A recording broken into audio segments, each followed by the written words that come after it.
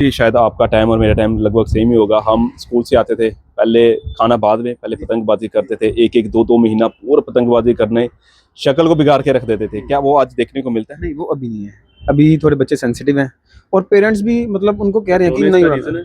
है। Phone phone भी reason है। आई थिंक या बच्चों को शौक नहीं है यार? जो मेरा समझ है, आप कभी मेरे साथ अमृतसर आना। अमृतसर में पेरेंट्स कहते हैं, जैसे मान लो 25 दिसंबर को छुट्टियां पड़ जाती हैं, सही है, स्कूल में। बहुत सर्दी में 26 दिसंबर को मेरी शॉप पे पेरेंट्स अपने बच्चों को लेके आते हैं। वो कहते हैं ये लीजिए 10,000 रुपीज़, मेरा बच्चा जो मांगता है इसको। दोस्तों, आप जुड़ चुके हैं जेके पल्स न्यूज़ के साथ। कुछ दिनों के बाद रक्षाबंधन और जन्माष्टमी आने वाली है और जम्मू के लोगों में काफ़ी ज़्यादा क्रेज़ रहता है पतंगबाजी को लेकर। एक शॉप पर आया हूँ, जम्मू की सिटी है, ये देख सकते हैं कितनी खूबसूरत पतंग है।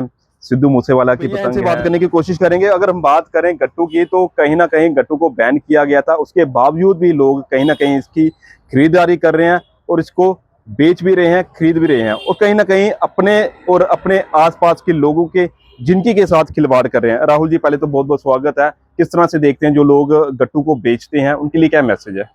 कुछ नहीं सर, मैसेज हम तो यही उनको अवेयर कर सकते हैं कि भैया मत बेचो, नहीं तो प्रशासन अपने पास खड़ा है। वो अपनी फुल इस वक्त जो है पूरा मतलब जोर लगा रहे हैं कि जो 1-2 लोग भी हैं उनको भी खत्म किया जाए। उनको कितना बड़ा खतरा है गट्टू? लोगों के लिए तो है, ये पशुओं के लिए कितना बड़ा खतरा है? सर मैं एक एग्जांपल देना चाहता हूँ। मैं अमृतसर से हूँ, ठीक है जी। जैसे जम्मू में है ना, जम्मू में अगर कोई पकड़ा जाता है ना, तो उन पे लगाते हैं 188 एक्ट 188, ठीक है जी। सेक्शन 188। तो उसमें क्या है, उसमें ऑन द स्पॉट हम बेल ले सकते हैं, केस चलता रहता है, कुछ थोड़े बहुत फाइन होता है। तो जैसे कोई कानून होता है ना, कानून होता है, उसको समझाने वाले भी, उसको तोड़ने वाले भी बैठे होते हैं कि हाँ हम आपको ये गाइड करते हैं। अमृतसर में क्या है कि अमृतसर में अगर किसी के पास गट्टू पकड़ा जाता है, ठीक है जी, 188, ठीक है। एक तो जैसे प्लास्टिक बैन है, सही है, प्लास्टिक का भी एक एक्ट लगेगा और उसके बाद जानवरों का भी जो एक्ट है वो भी लगेगा। उसको आई थिंक 336 कुछ ऐसा है एक्ट, है ना। तो वो जब 3 लगते हैं ना, तो फिर ऑटोमेटिक लोग अवेयर होते हैं कि नहीं भाई अब नहीं बेचना।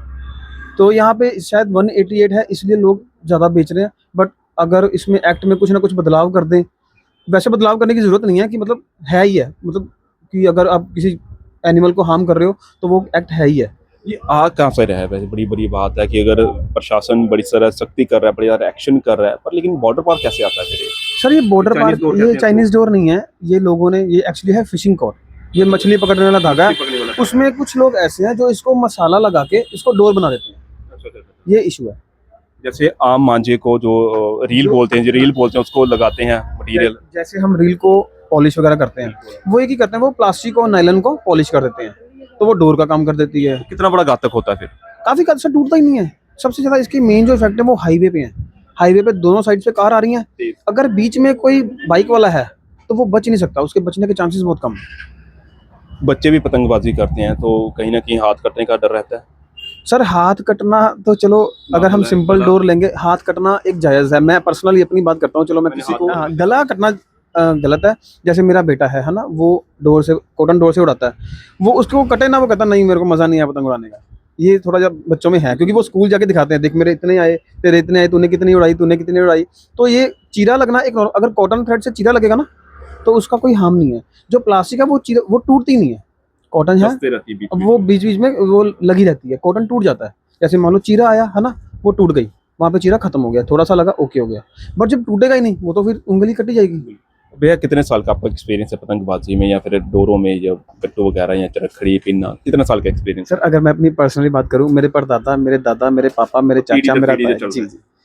तो ये गट्टू कहाँ से आया है? गट्टू की शुरुआत कहाँ से हुई? हम तो चरखड़ी लेते थे, पिन्ना लेते थे, रील वगैरह लगाते थे, ये गट्टू कहाँ से आया है? सर क्या गट्टू, जरूरत थी जम्मू के लोगों को? गट्टू आने की ना शुरुआत कहाँ से हुई, जो कारीगर लोग थे ना, उन्होंने झूठ बहुत बोलना शुरू किया।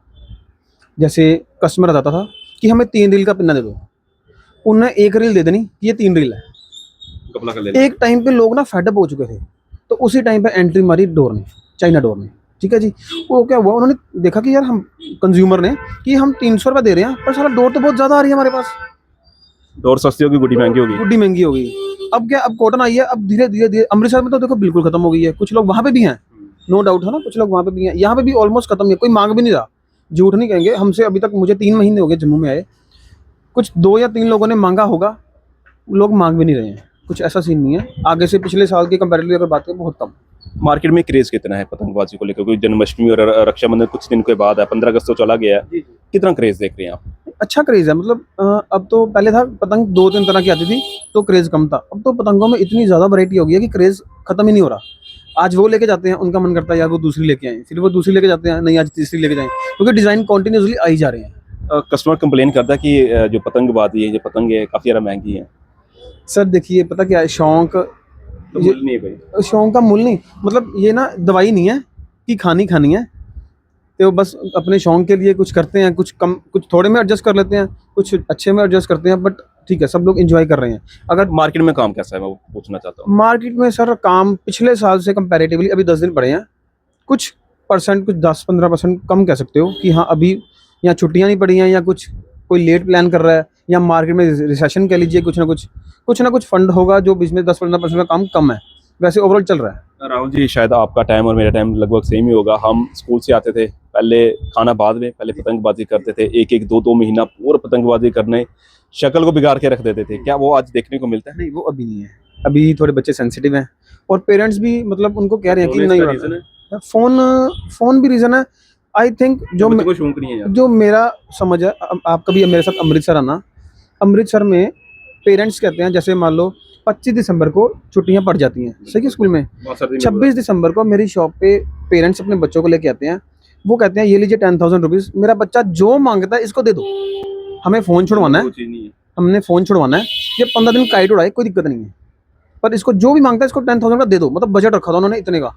तो यहाँ पे कह रहे हैं कि नहीं आप मत उड़ाओ, धूप में काले हो जाओगे, फ़ोन ही चला लो या एसी में बैठ जाओ।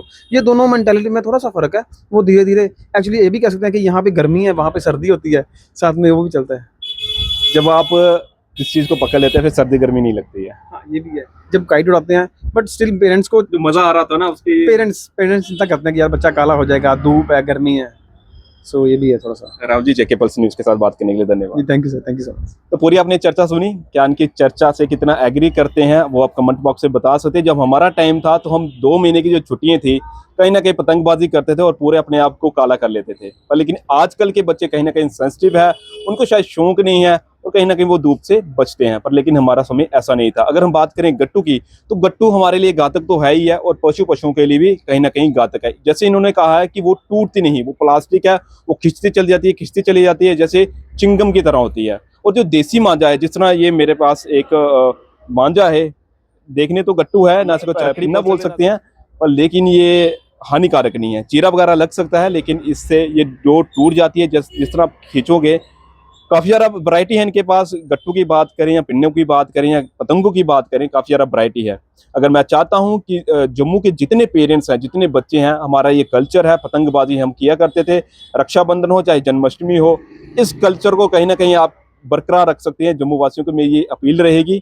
आपकी क्या राय है? अपनी राय कमेंट बॉक्स से लिखना ना भूलें। इस वीडियो को जितना हो सके उतना शेयर करें। अगली अपडेट के लिए बने रहे जेके पल्स न्यूज़ के साथ। जय हिंद, जय भारत।